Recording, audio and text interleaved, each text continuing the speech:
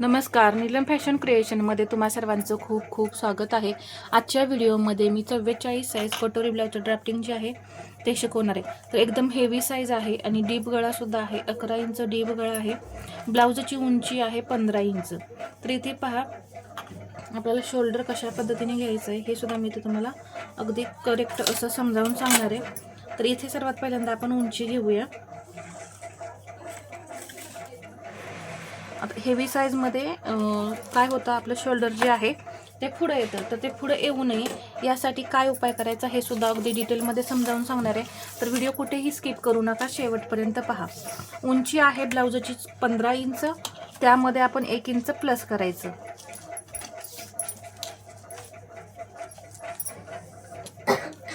पहा, इथून 1 इंच मी प्लस केलं। 16 इंचावरती मी मार्किंग करून घेतलेलं आहे। आता इथे जे मी शोल्डर घेतलेलं आहे ते अंगावरून घेतलंय। तर मी याचे 4 ते 5 ब्लाऊज पहा याच मापावरून कटिंग केलेले आहे। तर तेच मी सेम तुम्हाला या इथे दाखवणार आहे। तर अंगावरती शोल्डर घेतलेलं मी 16 इंच आहे। तर 16 इंच शोल्डरमध्ये आता आपण इथं 11 इंच गळा कटिंग करत आहोत। किती? 11 इंच। तर मी काय करणार आहे, 16चा निम्मा किती झाला? 8।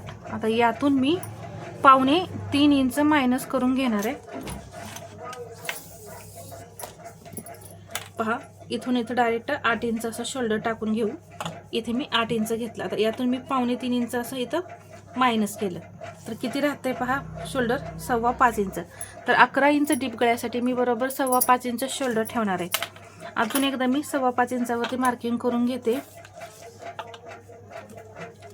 आणि इथून घेणार आहे मी 6.5। मुंडा घेतलेला आहे मी 6.5। आणि जसं की 11-12 इंचाच्या गळ्यामध्ये आपल्याला क्रॉसबॅक घ्यावा लागतो, त्या पद्धतीने इथे मी क्रॉसबॅक घेणार आहे। पाऊण इंच जर इथं क्रॉसबॅक घेऊन जर तुम्हाला घोळ येत असेल तर अर्धा इंच इथं क्रॉसबॅक घ्या।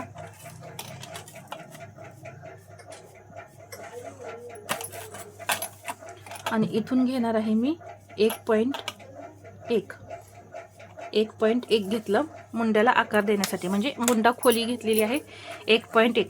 आता इथे 44 म्हणजे आपली चेस्ट आहे, त्याचा चौथा भाग किती होतो? 11। तर इथे पहा 11 इंच आता इथं डायरेक्ट आपण टाकायचं का? नाही। तर खूप आपला हा डीप आहे, ब्रॉड आहे, हेवी साईज आहे। तर यातून आपण अर्धा इंच मायनस करून 10.5 इंच या इथे मार्किंग करून घ्यायचं। पहा, इथं मी 10.5 इंचावरती मार्किंग करून घेतलं। कंबर आहे 34, तर त्याचा चौथा भाग होतो 8.5। त्यामध्ये मी 1 इंच टक्ससाठी घेतलं 9.5 आणि या पुढे 1.5 इंच मार्जिन। आता इथे सुद्धा आपल्याला 1.5 इंच मार्जिन घ्यायचं आहे।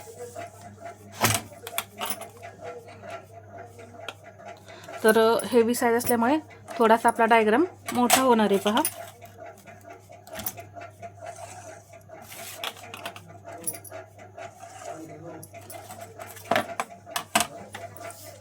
आता इथून मी मुंड्याचा सेंटर करणार आहे। टोटल आपण किती घेतलेला?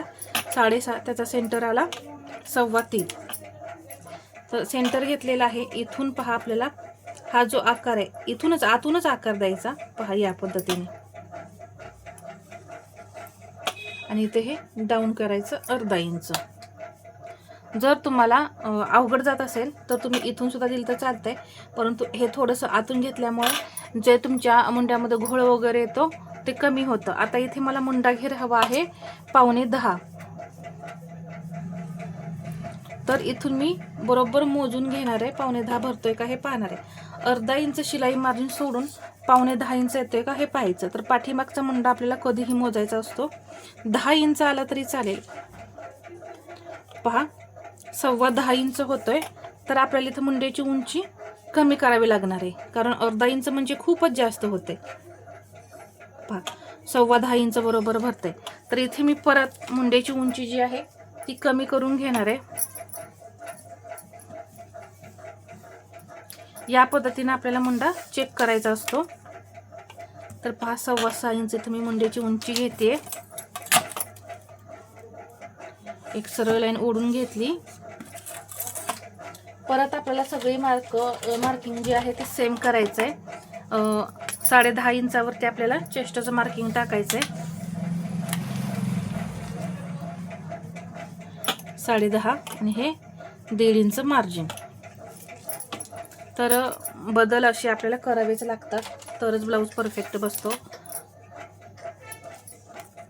आता इथून घेणार आहे मी 1.1 आणि सेम या पद्धतीने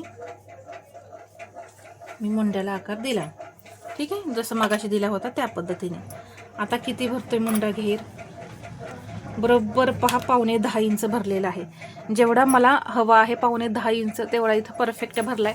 तर 6.25 इंच इथं मुंड्याची जी उंची आहे ती आपल्याला परफेक्ट मिळालेली आहे.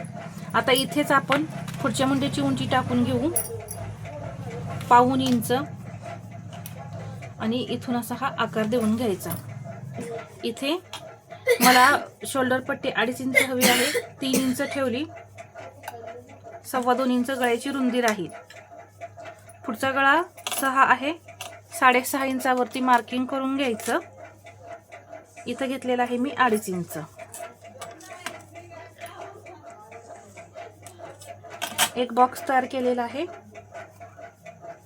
आणि असा आकार दिला. इथे 1.5 इंच फक्त शोल्डर डाऊन करायचं. आता शोल्डर जे आहे ते पुढं का उतरतं, तर कटोरी तुमची एकतर कमी काढता किंवा तुम्ही क्रॉसपट्टी जी आहे ती जास्त वरती घेता, त्यामुळे सुद्धा ब्लाऊज जो आहे तो वरती चढतो किंवा शोल्डर खाली उतरतं. तर कधीही हेवी साईजमध्ये जास्त चेस्ट असल्यामुळे काय होतं, ब्लाऊज परफेक्ट बसत नाहीत. तर त्या मापानेच आपल्याला इथं जी पट्टी आहे ती ठेवावी लागते, कमी एकदम. तर मी इथं ही 2 इंच क्रॉसपट्टी ठेवणार आहे. तर पहा फक्त 2 इंच मी इथं क्रॉसपट्टी ठेवली. इथं सुद्धा 2 इंच ठेवलेली आहे आणि ही क्रॉसपट्टी आपण परत 1/2 इंचाने वाढवतो कपड्यावरती.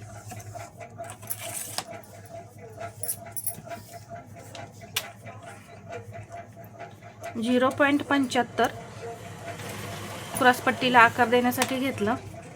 इथून कटोरी घेणार आहे मी 6.5. इथून सुद्धा असं 6.5 इंचावरती मार्किंग करून घेतलं. एक सरळ लाईन ओढून घेतली. गळ्याजवळ 1 इंच वरती गेले. आता हा भाग आपल्याला थोडा वरती आणावा लागेल. असं तिरकं मार्किंग करून घेतलं आणि असा कटोरीला आकार दिला. तर इथे तुम्ही पाहू शकता खूप सुंदर असा आपल्या कटोरीला आकार आलाय. जरी मी क्रॉसपट्टी कमी घेतलेली असली तरी सुद्धा इथं तुम्हाला जास्त अशी कटोरी आपली पसरट लांबट अशी कुठेही दिसत नाही. तर कटोरीला आकार देण्याची एक ट्रिक असते आपली, आता जी मी वापरली ती वापरायची, म्हणजे एकदम परफेक्ट कटोरी येते. इथं क्रॉसपट्टीमध्ये 1/2 इंच मार्जिन वाढवायचं. मग ते तुम्ही डायरेक्ट कपड्यावरती वाढवलं तरी सुद्धा चालणार आहे. ब्लाऊजची उंची आहे 15 + 1 16. आपण इथं टोटल शोल्डर घेतलं होतं 16, त्याचा निम्मा 8, त्यातून 3.25 इंच मायनस केलेला आहे. 5.25 इंच आपलं इथं शोल्डर राहिलेला आहे. मुंडा आहे 6.25. इथून घेतलेला आहे 10.5. आता अजून एक मला इथं सांगायचं राहिलं तर ते काय बदल करायचा. इथे पाठीमागील भागासाठी फक्त आपण हे 10.5 घ्यायचं आहे, परंतु जेव्हा तुम्ही फ्रंट पार्ट कटिंग करता त्यावेळेस तुम्ही इथून 11 इंच घ्यायचं आहे. 11 आणि हे पुढे 1.5 इंच मार्जिन. आता इथं हा छोटासाच बदल राहणार आहे. शोल्डरमध्ये वगैरे मी काही बदल करत नाही, त्याची गरजही नाही पडत. आणि फक्त इथं चेस्टमध्ये बदल करायचा, कारण आपण पाठीमागील भागामध्ये गळा पसरत असल्यामुळे 1/2 इंच कमी केलेलं, तेच इथं आता आपल्याला 1/2 इंच जे आहे ते आहे असं आपल्याला घ्यायचं आहे आणि हा आकार होता तसा द्यायचा. हे लक्षात घ्या, एवढाच बदल या इथे करायचा आहे. आता ही जी कटोरी आहे ती आपण वाढवून घेऊया. आता या इथे पहा, ही जी मूळ कटोरी आहे ती आता आपण वाढवून घेऊ. इथं मी 1/2 इंच वाढवलेलं आहे, इथं 1/5 इंच. जसं की मी नेहमी व्हिडिओमध्ये सांगत असते, इथे जास्त वाढवायचं नाही. इथं घेणार आहे मी 1.5 इंच, इकडेही 1.5. आणि हे जे वाढवलेलं आहे याचा असा सेंटर करून घ्यायचा आणि इथे मात्र आता 2 इंच वाढवायचं.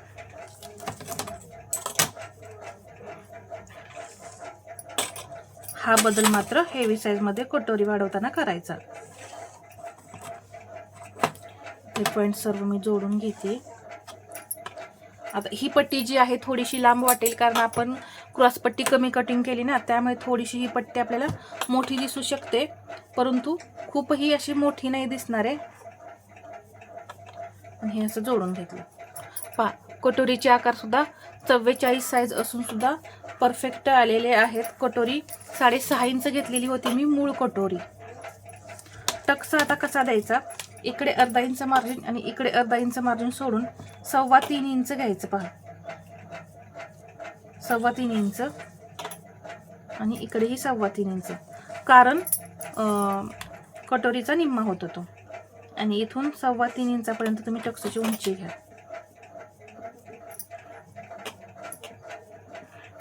अशा पद्धतीने आपल्याला हा टक्स तयार करायचा असतो. तर 44 साईजचं फुल कटिंग मी या इथे तुम्हाला दाखवलेलं आहे. तर हा व्हिडिओ तुम्हाला कसा वाटला हे मला कमेंटमध्ये सांगा. आणि व्हिडिओ आवडला असेल तर लाईक करा, शेअर करा आणि असेच नवनवीन व्हिडिओ पाहण्यासाठी आपल्या चॅनलला सबस्क्राईब करायला विसरू नका. धन्यवाद.